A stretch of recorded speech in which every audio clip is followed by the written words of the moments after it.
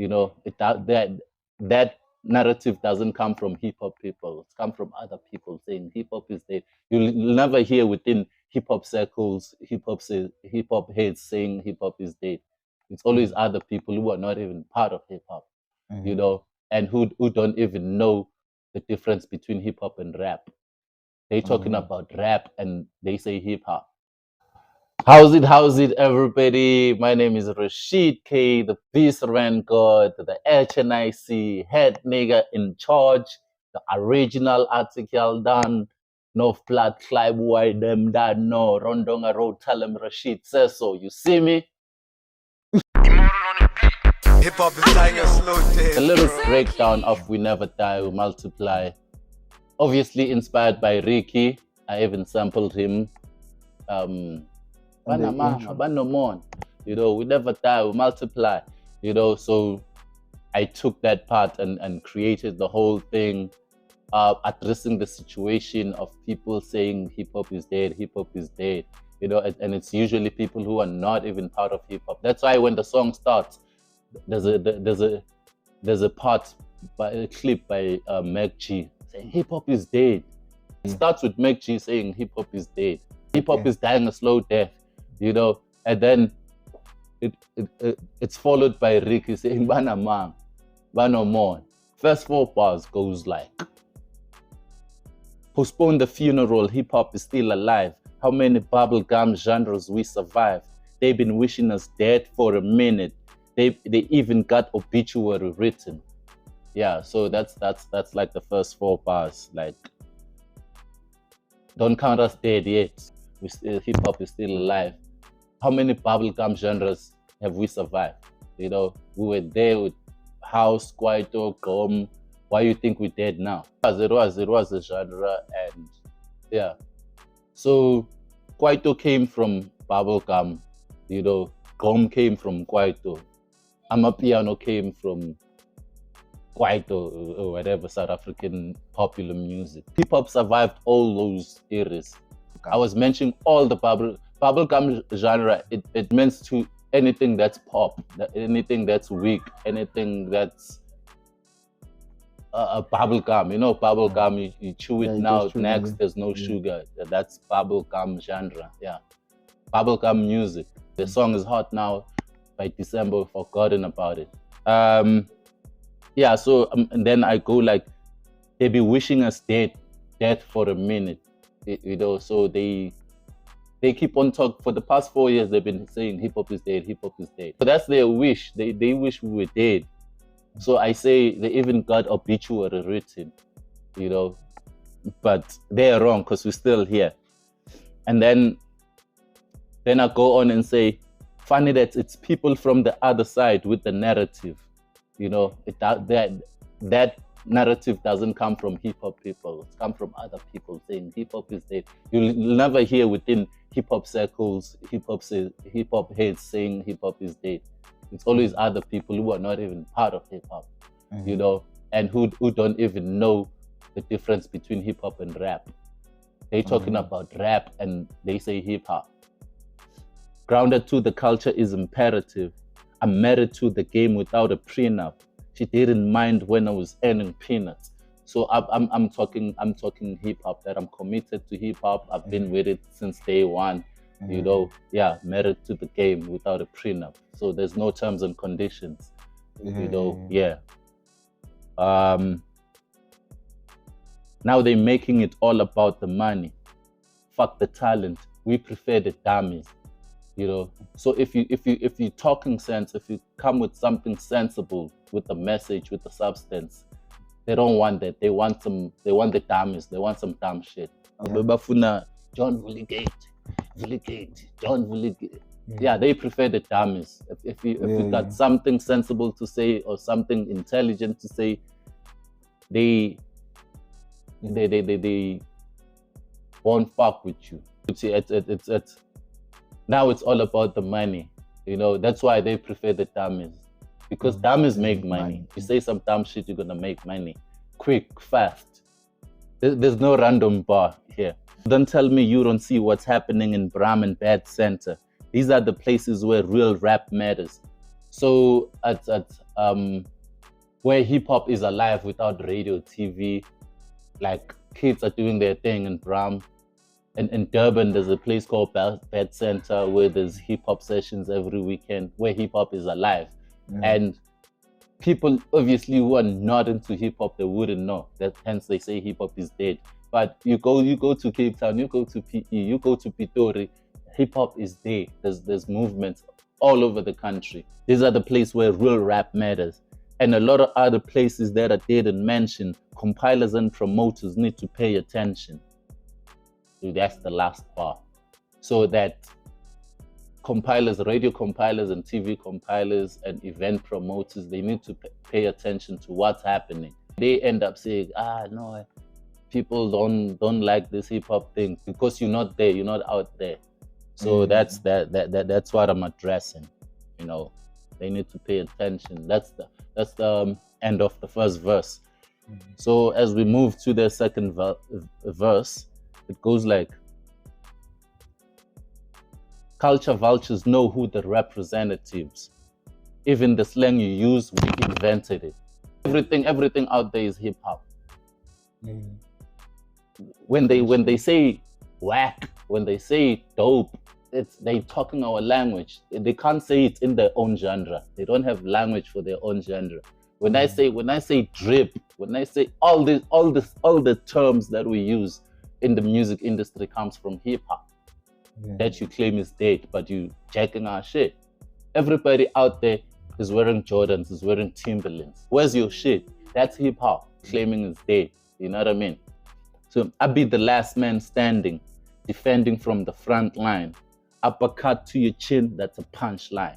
Yeah, basically, I'm saying I be the last man standing. It doesn't need any explanation. Defending from the front line, you know. 5-star general, HDIC, you know, one-time former people who maintain the art form. I know it's hard for them to keep the lyricism with the criticism, because getting the bag is the ism schism. I'm like one-time former people who maintain the art form, who didn't sell out, you know, who keep it in its true form. I know it's hard for them to keep the lyricism with all the criticism. It's hard to keep going to say, this thing of yours doesn't make money. Hey, we don't see where this thing of yours is going. You know, the family, your partner, your what, everyone is complaining about what you're doing, but you keep going. So I'm giving a shout out to those people. Because everyone is all about getting the money. Getting the bag is the ism schism. If you're not making money, you're not making any sense. It's rands and cents. The bullshit going viral because we celebrate mediocrity. Then we turn around and blame the lack of creativity. We love and embrace and dance to the bullshit songs. But it's us who gotta say, these people are singing gak. The music is rubbish. But we the same people who embrace, who make these songs big. You know what I mean? So that's what I'm highlighting on that one. They told me that skills never pay the bills. That's the type of shit that makes me ill. Like if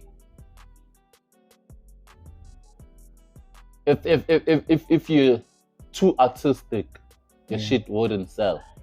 You know, they say that, you're too deep, it's too, people just wanna dance, there's too many words. Just keep it simple, you know, because that shit doesn't pay that's the type of shit that irritates me. That's the type of shit that makes me ill, you know.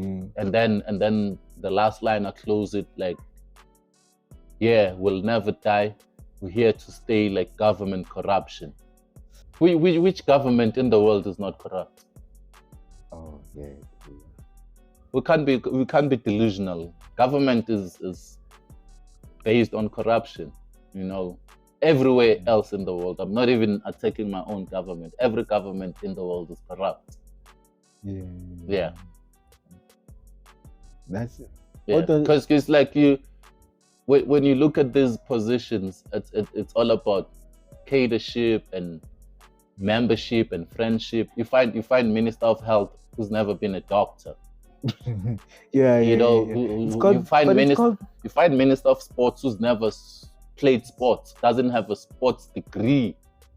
Yeah. But I think it's called lobbying. So you put like people who are able to like lobby and get you put people who are gonna protect you.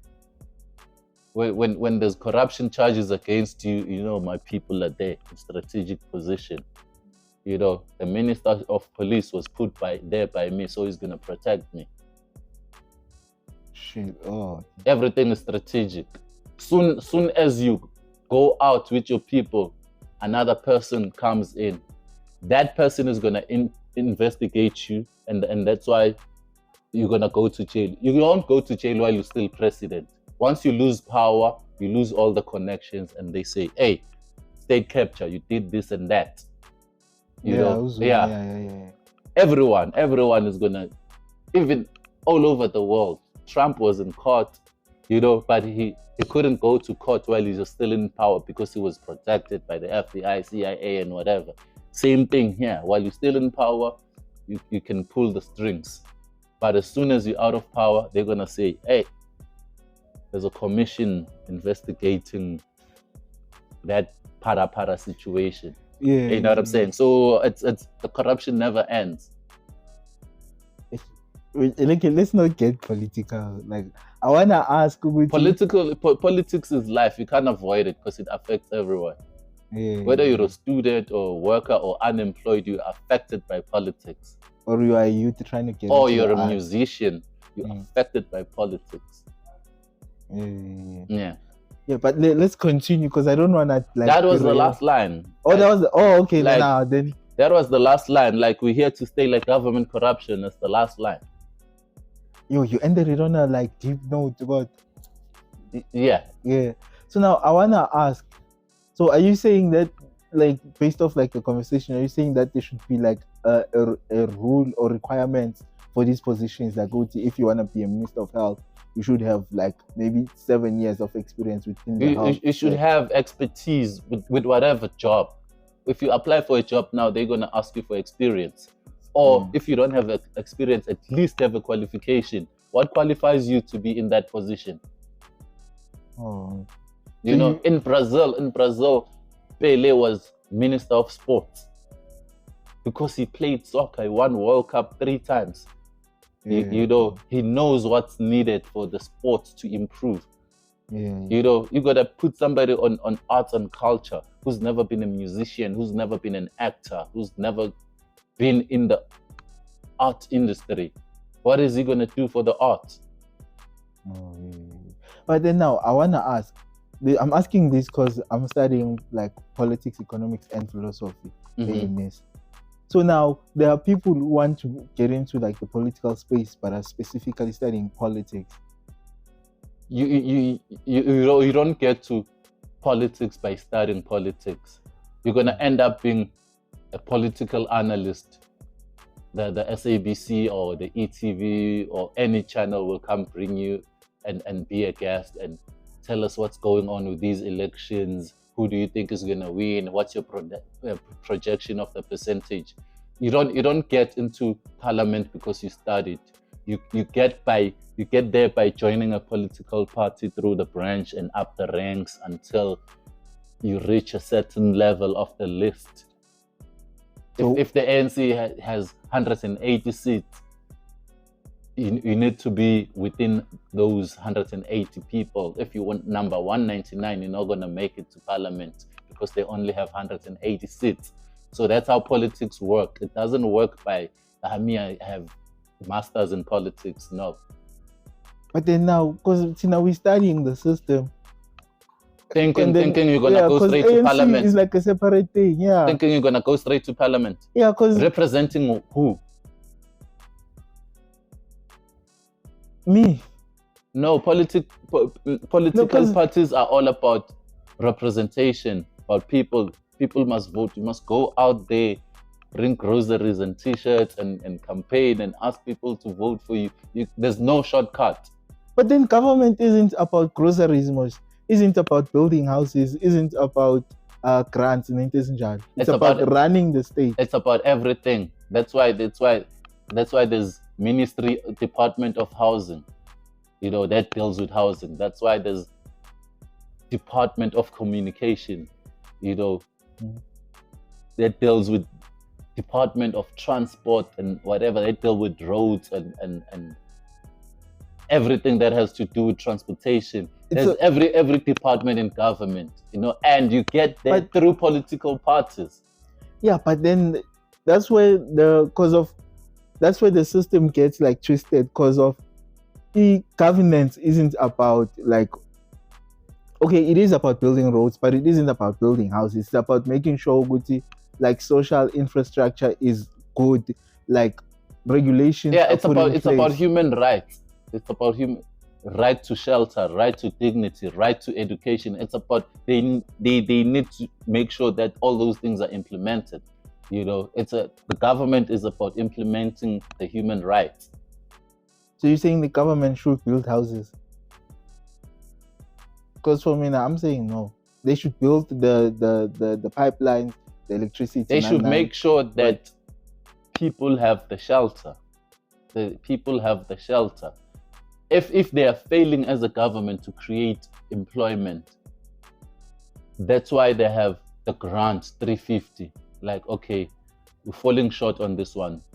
The rate of unemployment is too high. Let's compensate with 350. You know, let's compensate with NAFSAs. Let's compensate with bursaries. Let's compensate with child grants. Let's compensate with. But that's not solving the problems, because it's meeting people. There's families who live on pension alone. Yeah. You know, but that is solving the problem, because without that they wouldn't be eating. And while you're still trying to create employment, people need to eat in the meantime. You know, you can't say, in 6 months we'll create jobs. What am I going to eat for the next 6 months? But then why don't they just create like tax benefits for companies in order to employ people?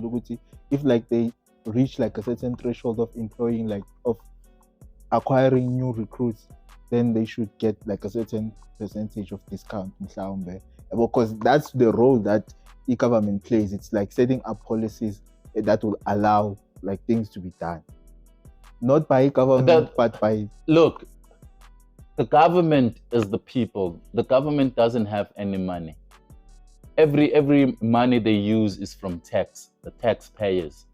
You know, that's why we have public hospitals. There's a budget allocated to Department of Health. There's a budget allocated to Department of Education. That's why when you get a car accident, you get paid road accident fund, RAF. That money doesn't come from government. It comes from tax. Every department has a budget allocation every year. That money comes from us as taxpayers. So, like it's a chain reaction. When we get the 350s and the grants and the pensions, it's not money that's from the government's pocket. It's our own money. Oh yeah. And then that's like in terms of, because you are part of like Martin, like the head nigga in charge, or like the influential people within the art space. So from like your perspective, government, does it put money into the arts? It does. Every year, every department has a budget allocation. The question is, does that money reach wherever it's supposed to? You know, they open these funding. You apply for funding, so it becomes a race and a random thing and a connection thing. The rightful people end up not getting the funds. You know, like, okay, I know this guy, I'm gonna give you this, and then you give me a kickback, and we're good. Also, the structure is there. It's just the structure is there. Every department has a structure. Yeah. Oh, okay. And then when it comes to like, because of the song is "We Never Die, We Multiply." I'm coming back to So I mean, there's like EU that's activating like events in Jan. Like for example, like Art Fever, the League Fashion Show, the Bram Fashion Week, and like others. And you mentioned some of them on the song. I mean, yeah. So I wanna ask, like, is there like a way for EU to get access to those funds or those Yeah, there's funding online. There's National Arts Council. They always giving out funding. But the sad part is there's like maybe 20 event organizers, and they're gonna give the money to one or two or three. Not everyone is gonna get the funding. They don't give funding. That's why they say you must compete. Whoever has the best proposal will, if your business proposal makes sense, and then will grant you the funding. So it's not everyone. So just keep going, keep applying, connect, network, make sure you know people, somebody who knows somebody, until it happens. But it's not easy. So you're saying with creatives, not just rappers? Everywhere. It's whether it's a tender, whether you are building humps on the road, whether you have a catering company, with everything is tendered for. You apply for funding, and then the best man wins. But to push the culture forward, you do the best with what you have. If you're gonna wait and say, I'm waiting for a budget, I'm waiting for funding, you're gonna wait for years. Do with what you have. If you have a small space like this, you wanna shoot, or you wanna have a round table, do it here. Do the most with what you have. And then expanding. Yeah, it's gonna keep growing. People are gonna recognize, this is a good thing. How about we support it? Maybe they can start with giving it a bigger space. Somebody's gonna come and give you cold drinks, give you snacks. So it snowballs. You can't just get millions at your first attempt.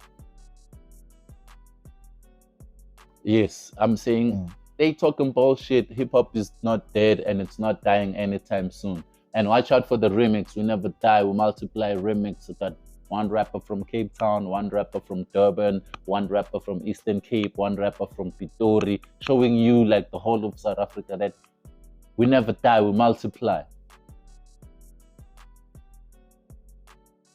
Like it's a lot of people. It's a multiplication, showing that there's more of us. It's not just me alone behind the mic. There's a lot of people. Then we even if you take me out of the equation, we're still multiplying. All right, I hope you enjoy the breakdown and the little bit of politics. My name is Rashid Kay. Follow me on all digital platforms. RASHID_KAY. Watch the Masterclass podcast every Friday, 2 p.m. Me and OG Sumge. Also check out the Culture Chop with Zinga, the Lord of the Jig. Yes, look out for the remix. We never die, we multiply. We never die, we multiply. We never die, we multiply. We never die, we multiply.